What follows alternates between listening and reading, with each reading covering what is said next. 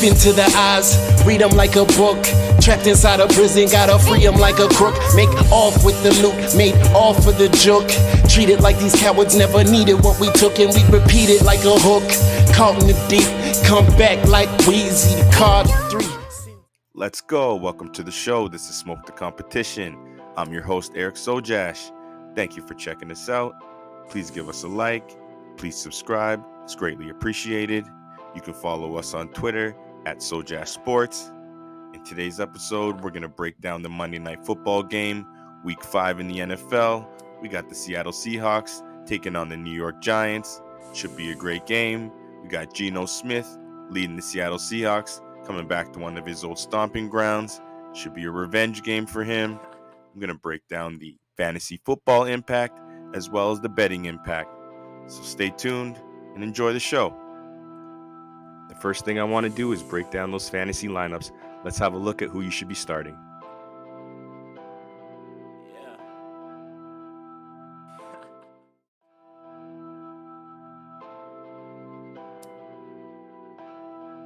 First player we want to break down in fantasy football for this week is Geno Smith, quarterback of the Seattle Seahawks. I have Geno as a good start this week, not a must start. So far this season, Geno hasn't been quite dominant, hasn't had that explosive season that some of us may have anticipated. He's got those new weapons in Zach Charbonnet and Jackson Smith-Njigba. Hasn't really been able to get Jackson going yet.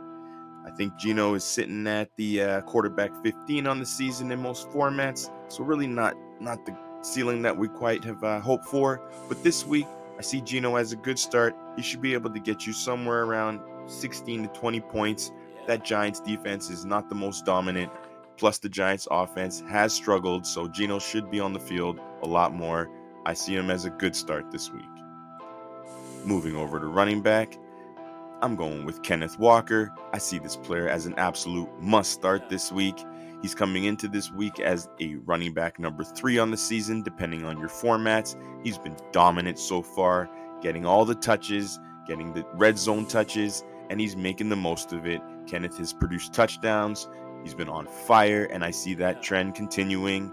Get him in your lineups. Kenneth Walker is an absolute must start this week.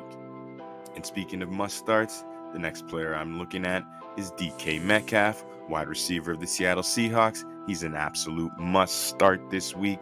Going against the New York Giants, their secondary has been susceptible this season. I don't see how they're going to be able to stop this man, especially with the weapons that he has around him. DK is unguardable. His catch radius is out of this world. He's a superstar. Get him in your lineups. Feel safe about the floor with a very high ceiling. DK Metcalf is an absolute must start. And on the flip side, another player I feel really good about is DK's running mate, wide receiver Tyler Lockett. He's a good start this week. Not a must start, but he's definitely a good start. His consistency level is very, very high. He's got a great rapport with Geno Smith. This guy just always finds a way to make plays. He doesn't need a big window to make the catches that he makes either. He's an exceptional route runner, super shifty in the open field. I'm a big fan of Tyler Lockett on and off the field. If you're looking to get a player with a safe floor that also has a ceiling, he can sneak in 2 touchdowns out of nowhere, Tyler Lockett's that guy. He's a good start this week. And moving over to the third wide receiver in the group, that's Jackson Smith-Njigba. Now, unfortunately, at this point in his career, I see him as a risky play. He's a risky start. I have him on the bench in a few leagues. I'm going to hold on to him, though. I still see him with a huge, huge upside. The talent is through the roof. I'm a big fan of Jackson coming out of college. It's just right now the opportunity's not quite there. Kenneth Walker's on fire. DK Metcalf's on fire. Like we just mentioned, Tyler Lockett's doing his thing. So Jackson, unfortunately, is going to have to take a back seat for now, but it's not forever. He's a player that I'm seeing right now as a risky play, but you stash him and hang tough. He's going to have his opportunity, and when he does, look out. Another player I see as a risky play and a risky start this week is running back Zach Charbonnet. Now, this has nothing to do with the talent. This guy has absolute freakish talent. We saw it on full display last week.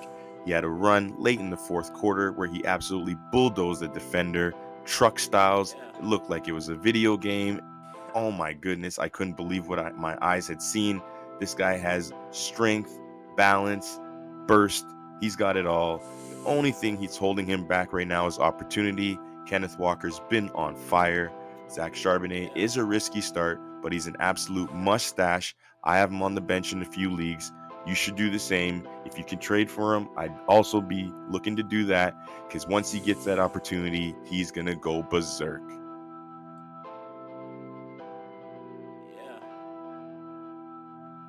Moving over to the New York Giants, I have quarterback Daniel Jones. I see him as a good start this week. If he had Saquon Barkley, I'd have him as a must start. Now, looking at the Jones schedule so far, he's had some up and down games, but it's all been due to the competition he's played. He had the Dallas Cowboys and the San Francisco 49ers early in the season. They absolutely took away any opportunity for him to produce. But going against the Arizona Cardinals, he went nuts. This week, he takes on the Seattle Seahawks. Their defense is a little bit more susceptible. I can see Jones having himself a pretty good stat line. I see him as a good start. He can put up somewhere between 18 to 22 fantasy points. Get him in your lineups and go with Daniel Jones. Looking at the running back for the New York Giants, with Saquon Barkley out of the lineup, we're going to have to go with Matt Breida. I see Matt Breida this week as a safe play. The upside is not really there. The opportunity will be. He should be on the field a lot, especially in your PPR and half PPR formats. Breida might be a safe floor, but he's not going to have a high ceiling, not huge explosive plays. The Giants offense has struggled to stay on the field for repeat drives. So Breida this week, he's more of a safe play. Jumping into the wide receiver room for the New York Giants, the only wide receiver I can go with here is Darius Slayton. I see him as a safe play this week. Full disclosure, if you're looking for fantasy production this year, the Giants wide receiver room is not where you want to be looking. We're still waiting for one of those wide receivers to emerge as one of those alpha target chasing, target deserving wide receivers, and nobody has done that yet. Darius Slayton, however, he's a good safe play. He's got a safe floor, pretty good rapport with Daniel Jones, and he's not too bad at the deep ball. He's got that deep speed. So this week, I do see Darius Slayton as a safe play. Speaking of garnishing targets and deserving targets, we're going with Darren Waller as a must start this week. This guy came out of preseason on fire. His rapport with Daniel Jones looked like they've been playing together for years. I'm not sure what happened in the first 3 weeks of the season, but this is the week I'm seeing and I'm betting on Darren Waller getting back on track and producing at a high clip. I see him as a top 5 play at the tight end position with upside. He's just got too much talent. This is the week he breaks out. Darren Waller, week 4, he is a must start. So who gets the win and by how much? I'm going with the Seattle Seahawks, +1 on the road. They just come into this game as the more healthy team. They got the full stable of running backs. I see Geno Smith as the better quarterback in the game, and overall, I see them pulling out the victory. I do see the Giants, however, keeping it close for 3 quarters and beyond, but in the end, Seattle should be able to pull this out by a field goal or more. I'm riding with the Seahawks, +1. Let's go Hawks.